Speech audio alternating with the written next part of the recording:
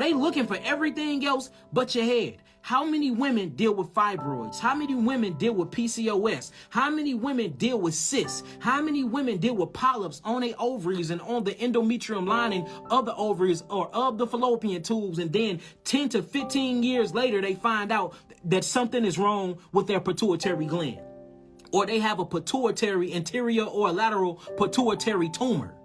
But the whole time they've been looking down there and they never checked the head. See that? So this is what you would call the glymphatic system. You see that? And this is what you would call the sphenoid area. Remember, seph means head. So we're talking about the sphenoid glymphatic system.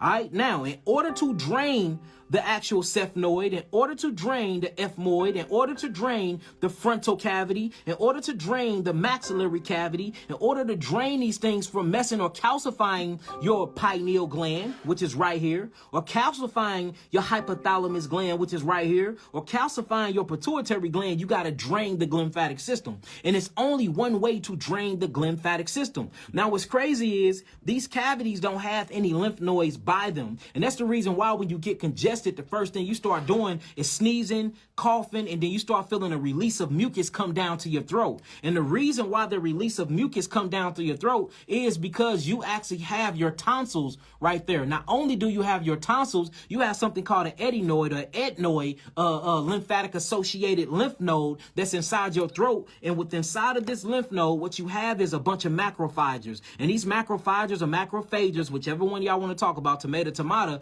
they're full of bacteria. And what these bacteria does is the sole purpose of the bacteria inside the lymphatic system is to chew away acids. Not only is to chew away acids, but it's to break down and basically degenerate cells that have died off that you can't rebirth again.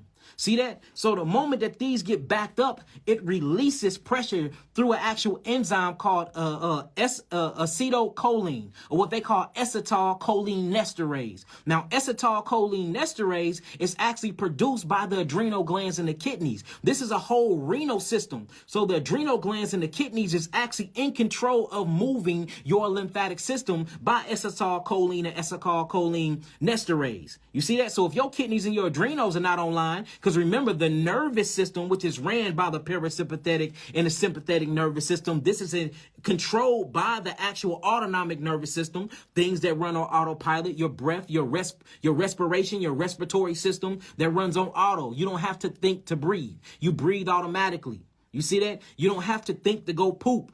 You eat, and if you got a regular system, peristalsis is going to set in. You're going to start feeling the digestive things happening. Enzymes is going to be released by the pancreas gland. You're going to start feeling that rumbling in your tummy, and then you go into the bathroom to defecate. These are things that runs on autopilot. Your heartbeat, boom, boom, boom, boom. That runs on autopilot. You don't have to tell your heart to beat. Matter of fact, if you had to tell your heart to beat, you wouldn't be living to tell us about it.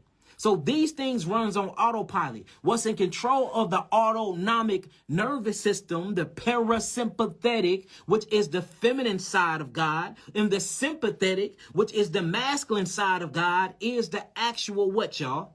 The adrenal glands. So this shows you right now, in order to get your lymphatic system moving, you have to pay attention to the adrenals and the kidneys. Now, once the adrenals and the kidneys realize that the volumetric pressure of the glymphatic system is built up too much in the sphenoid cavities, the ethmoid cavities, the maxillary cavities, and the frontal node cavities, what happens is acetylcholinesterase get released throughout the blood. Now, whenever something is released throughout the blood vessels and arteries, so the vessels are pretty thick, the arteries are pretty thin, but they have thin walls, and what they do is I call it capillary jumping, where they use capillary beds, and then whatever it don't need, it cleans it out into the interstitial fluid. The blood is its own living entity. If you see the way blood flow and move throughout the molecular structure, the shit is fantastic to me, because what you will see is the blood have to maintain a pH balance of 7.4 at all times. If it go 2 decimals down, you die of acidosis. If it go 2 to 3 decimals up, you die of alkalosis. So the blood is a living thing. That's why when you read inside the scriptures, it said that the life is in the blood. Kayim is in the actual Adam. Kayim is in the blood, is in the Dam or the Dama, or what the blood's called Damu. That's where blood come from.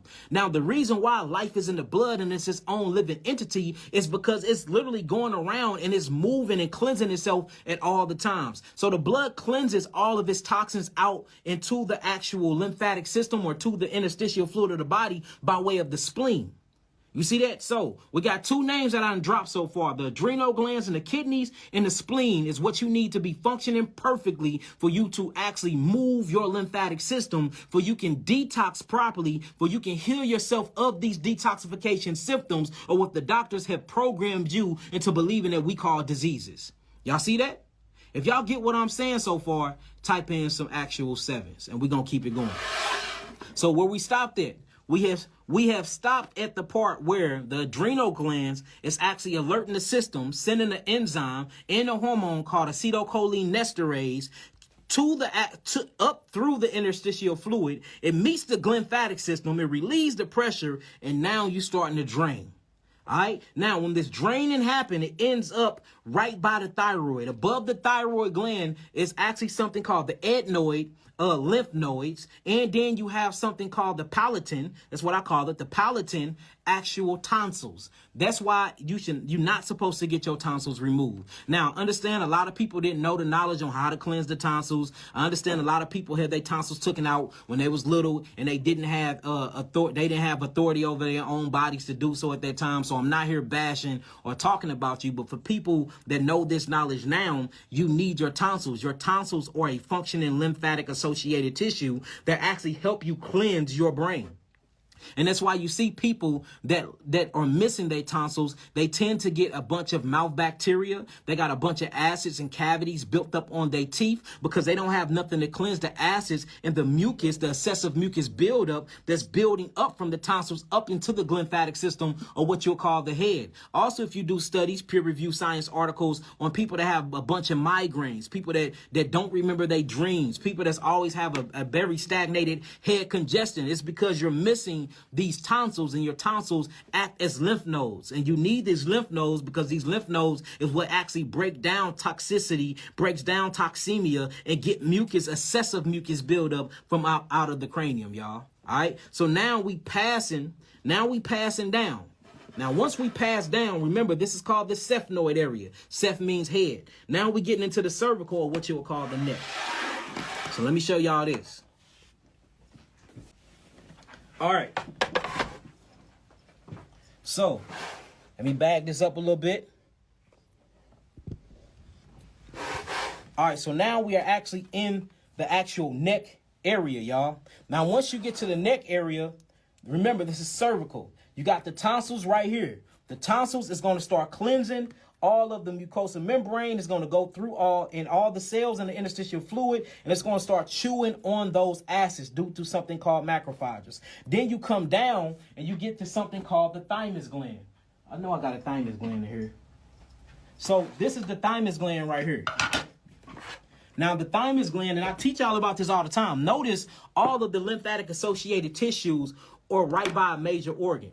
You see, I showed you the sphenoid cavities. We went through the ethmoid cavities. We went through the frontal, but it's all protecting the brain. For that mucus won't get on the brain, because if the mucus get on the brain, you got schizophrenia. If the mucus get on the brain, it starts building up something called amyloid protein. Then you have Parkinson's disease. Then you have Alzheimer's disease. You see that? Then you have depression. Then you have Bell's palsy. You have all these different neurological degenerative diseases because there's too much mucus and acids on the brain, and it's depriving the brain tissues, or what I call the neurological functioning tissues, of all of the oxygen. And when you deprive a cell of oxygen, it don't function properly.